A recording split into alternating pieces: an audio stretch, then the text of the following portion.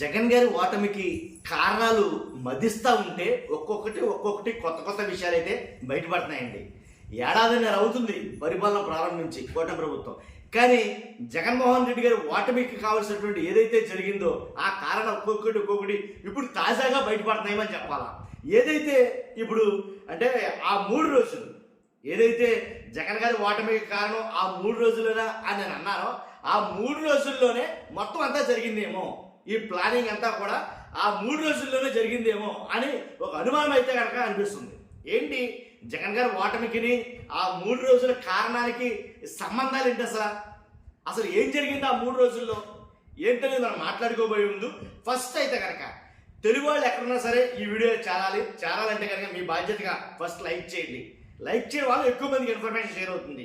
అంతేకాదు నాకు కూడా మోటివేషన్ ఉంటుంది. లైక్ చేయడం మీ బాధ్యత అని చెప్తాను. ఎందుకంటే వాస్తవాలు చాలా మటుకు ప్రజలకు ఏం తెలియాలని, ఏది కరెక్ట్ కాదనేది. కాబట్టి మీ బాధ్యతగా లైక్ చేయండి.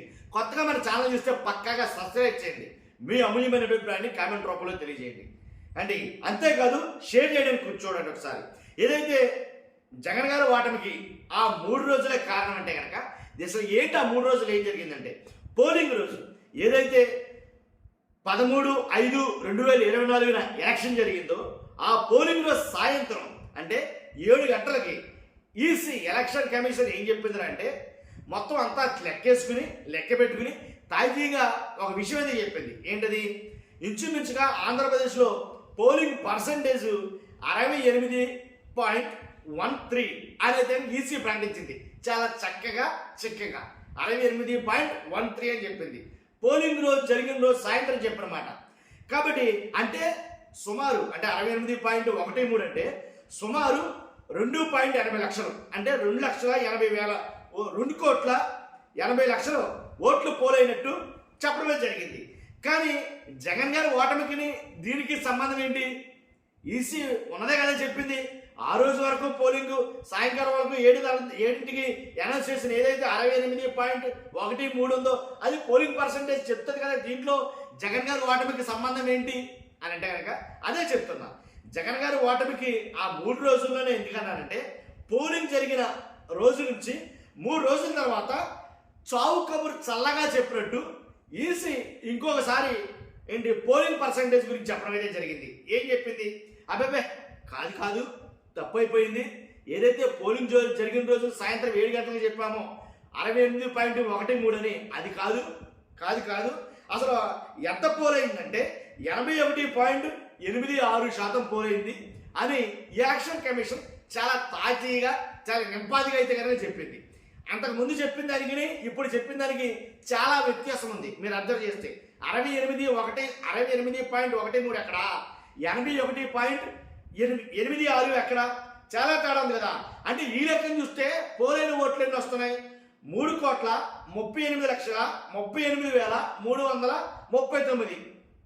కాబట్టి ఈ రకంగా ఓట్ల విషయంలో భారీ తేడా అయితే వచ్చింది 3 రోజుల తర్వాత ఏదైతే చెప్పారో. అందు గురించే నేను అంటున్నా జగన్ గారి ఓటమికి బీజం పడింది ఆ 3 రోజుల్లోనే. మీకు ఇక్కడ వరకు క్లియర్గా అర్థమైందిగా. కాబట్టి అంటే పోలింగ్ పర్సంటేజ్ తేడా చెప్పింది. పోలింగ్ పర్సంటేజ్ తేడా చెప్పడంతో ఓట్లలో ఏవైతే పోలైన ఓట్లు ఉన్నాయో అవి కూడా భారీగా పెరిగాయి అంటే ఏదైతే 2,80,00,000 అని అన్నారో ఇక్కడ 3,38,38,339 ఇంచుమించుగా ఏదైతే ఇంకో ఫిగర్ ఉందో అంటే దానికి దీనికి చాలా తేడాలు అయితే వచ్చేసాయి. అంటే అదనంగా 12.54% ఎక్స్ట్రా పెరిగింది. అర్థమైంది కదండి. అదనంగా 12.54% ఎక్స్ట్రా పోలైంది.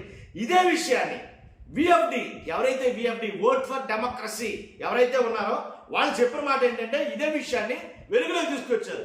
ఆంధ్రప్రదేశ్లో అన్యాయం జరిగిపోయింది.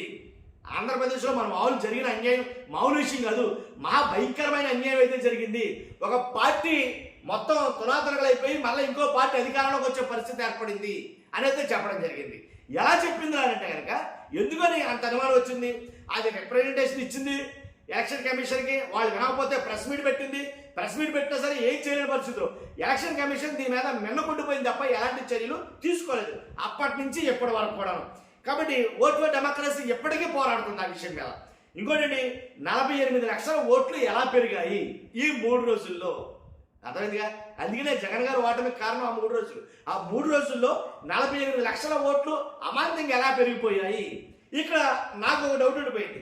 అసలు నిజంగా 48 లక్షల ఓట్లు పెరిగాయి అంటారా? ఎందుకంటే 3 రోజులు కదా, 3 రోజుల్లో 48 లక్షల ఓట్లు అంటే 16 లక్షలు చొప్పున, అంటే రోజుకి 16 లక్షల ఓట్లు వేయాల.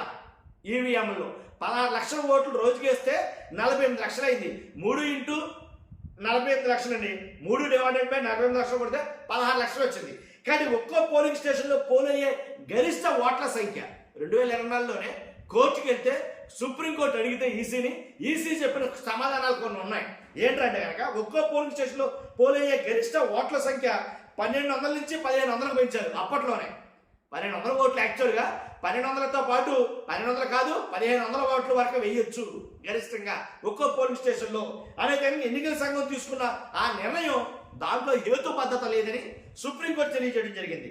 కాబట్టి హేతుబద్ధత లేని అంశం మీద తగిన విచారణ చేయాలని కూడా చెప్పడం జరిగింది. కాబట్టి ఈవీఎంలకు అంత సామర్థ్యం ఉందా? ఈ ఈవీఎంలకు 1200 నుంచి అమాంతంగా 1500 పెంచడానికి ఈ ఈవీఎంలకు అంత సామర్థ్యం ఉందా? ఎంతవరకు వాటి కెపాసిటీ అంటే అప్పుడు ఒక ఈవీఎం ద్వారా గంటకు 45 ఓట్ల వరకు వేయొచ్చు అనేది కనుక ప్రాసెస్ లైన్ విధానంలో ఒక గంటలో 45 ఓట్లు వేయొచ్చు అని వాళ్ళు చెప్పడం జరిగింది. ఇంకా అంత ఎక్కువ కూడా వేయొచ్చు. కాబట్టి మనకు ఏంటంటే వాటి నిర్దిష్ట సామర్థ్యం చెప్తున్నారంటే వీళ్ళు. కాబట్టి ఈ రకంగా చూసుకుంటే 48 లక్షల ఓట్లు ఎలా పెరిగాయి అనేది చాలా $1 మిలియన్ వచ్చిన బిలియన్ కూడా. కాబట్టి అందుగురించే అయితే పెరిగినాయి 48 లక్షలు పెరిగినాయి. ఆ 3 రోజుల్లో పెరిగినాయి మహాప్రభో అని పెద్ద పెద్ద సంస్థలు చెప్తున్నాయి. ఏపీలో కొంతమంది అయితే కనుక కోర్టులకు వెళ్ళడం జరిగింది. కోర్టుకు వెళ్తే అప్పుడు ఎలక్షన్ కమిషన్ ఏం చేయాలి? కోర్టు వారు ఏం చెప్తే చెయ్యాలి. అది చెప్పదు. అక్కడ వీవీప్యాట్లు లెక్కెట్టండి అని చెప్పారు. లెక్కెట్ల అసలు వీవీప్యాట్లే లేవు అని చెప్పేశారు, కాల్ చేశామని చెప్పేశారు. ఎందుకని? తర్వాత ఏదైతే సీసీటీవీ ఫుటేజ్ అడిగారు అది అసలు లేనే లేదు, ఇవ్వకూడదు కుదరదు అని ఏయో కారణాలు అయితే చెప్పారు సాగులు. అది కూడా జరగాలి. ఎందుకని అనేది అర్థం కాదు. కాబట్టి అందుగురించే నేను ఆ 3 రోజుల డెడ్ లైన్ ఏదైతే ఉందో ఆ డెడ్ లైన్ లోపలే ఖచ్చితంగా ఇవన్నీ అనర్థాలన్నీ జరిగాయేమో అని చెప్తాను. ఏదైతే 3 డేస్లో ఛార్జింగ్ కూడా డిక్రీజ్ అవ్వాల్సింది ఇంక్రీజ్ అయ్యింది ఏంటి, ఎలా జరిగింది అది అనేది అర్థం కాని పరిస్థితి.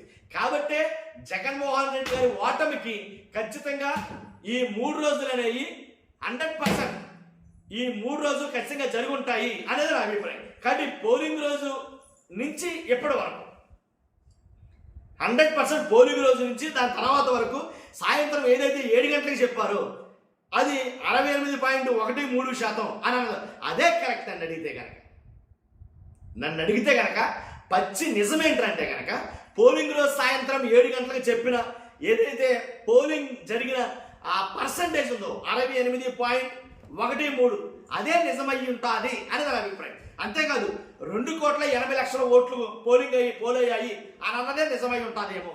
అందుకేనేమో ఆ 80 నియోజకవర్గాలు టార్గెట్ చేశారు. ఆ 80 నియోజకవర్గాల్లో మొత్తం తారుమారయ్యింది. ఏంటి 80 నియోజకవర్గాలు అంటే ఇంకో వీడియో చేద్దాం ఖచ్చితంగా దాని గురించి.